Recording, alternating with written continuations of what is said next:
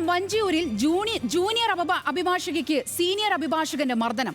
പാറശാല സ്വദേശിനി ഷാമിലിയെ സീനിയർ അഭിഭാഷകൻ ബേലിൻദാസാണ് മർദ്ദിച്ചത്. ഒളിവിലുള്ള പ്രതിക്കായി തെരച്ചിൽ ആരംഭിച്ചു.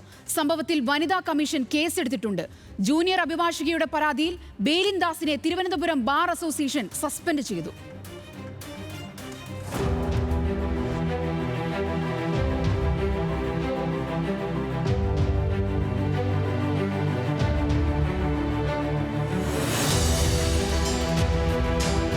ഉച്ചയ്ക്ക് 12:30 വഞ്ചിയൂർ മഹാറാണി എന്ന കെട്ടിടത്തിലെ ഓഫീസിൽ ജൂനിയർ അഭിഭാഷക ഷാമിലിയെ സീനിയർ ക്രിമിനൽ അഭിഭാഷകനായ ബേലിൻദാസ് ക്രൂരമായി മർദ്ദിച്ചത്.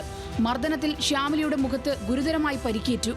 ഇല്ലാത്തൊരു സംഭവം സാറിനെ വിളിച്ചിട്ട് ഇങ്ങനെയാണ് അപമാനിച്ചെന്നൊക്കെ പറഞ്ഞതിൻ്റെ ബേസിസിലാണ് സാറ് എന്നോട് ഓഫീസിൽ വരണ്ടെന്ന് പറഞ്ഞു. അപ്പോൾ ഇത് ഞാൻ ജൂനിയറിനോട് ഇന്ന് വർക്ക് ചെയ്യാൻ വരികയാണെങ്കിൽ മര്യാദയ്ക്ക് വർക്ക് ചെയ്യണം, എൻ്റെ മെക്കിട്ട് കയറാൻ വരരുത്, നീ ഇത് ആരോടാ സംസാരിക്കുന്നതെന്ന് പറഞ്ഞിട്ടാണ് എന്നെ ഇന്ന് തല്ലിയത്. ഒരു ജൂനിയർ അഭിഭാഷക തൻ്റെ സീനിയറിൻ്റെ ഓഫീസിൽ പ്രവർത്തിക്കുക എന്ന് പറയുമ്പോൾ ഏറെ സെക്യൂർഡ് ആയിരിക്കേണ്ട ഒരു സ്ഥലമാണ്. അവിടെ കാര്യങ്ങൾ പഠിക്കുവാനും ഗ്രഹിക്കുവാനും കേസ് ചെയ്യുവാനും പോകുന്ന ഒരു അഭിഭാഷകയെ എന്തെങ്കിലും തെറ്റ് ചെയ്തിട്ടുണ്ടെങ്കിൽ ഇങ്ങനെ ക്രൂരമായിട്ട് മർദ്ദിക്കുക എന്നുള്ളൊരു സംഭവം കേരള മനസാക്ഷി ഞെട്ടിപ്പിക്കുന്ന ഒന്നാണ്. മുമ്പ് നമ്മൾ കണ്ടിട്ടില്ല. വനിതാ കമ്മീഷൻ ഇതിൻ്റെ FIR രജിസ്റ്റർ ചെയ്ത് തുടർ നടപടികൾ ഇതുമായി ബന്ധപ്പെട്ടുള്ള യഥാർത്ഥ കറക്റ്റായിട്ടുള്ള സെക്ഷൻസ് എല്ലാം ഇട്ടുകൊണ്ട് മുന്നോട്ട് പോകും.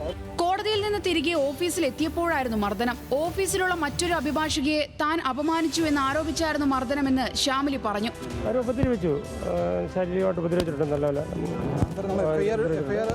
വേറെ ഓഫീസിലുള്ള ചെറിയ എന്തോ സംസാരിക്കാനുള്ള കാര്യമാണ്. സംഭവത്തിന് പിന്നാലെ ബാർ അസോസിയേഷനിൽ നിന്ന് അഭിഭാഷകനെ അടിയന്തരമായി സസ്പെൻഡ് ചെയ്തു. പെൺകുട്ടിക്ക് മുൻപ് മർദ്ദനമേറ്റ സംഭവം ശ്രദ്ധയിൽപ്പെട്ടിരുന്നില്ലെന്ന് ബാർ അസോസിയേഷൻ പറഞ്ഞു.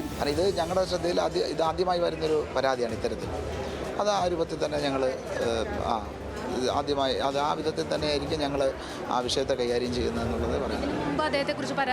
ഒരു പരാതിയും ഞങ്ങളുടെ മുമ്പ് കിട്ടിയിട്ടില്ല. ഷാമിലിയുടെ പരാതിയിൽ ബേലിൻദാസിനെതിരെ വഞ്ചിയൂർ പോലീസ് കേസെടുത്തു. ഇയാൾ ഒളിവിലാണെന്ന് പോലീസ് വ്യക്തമാക്കി.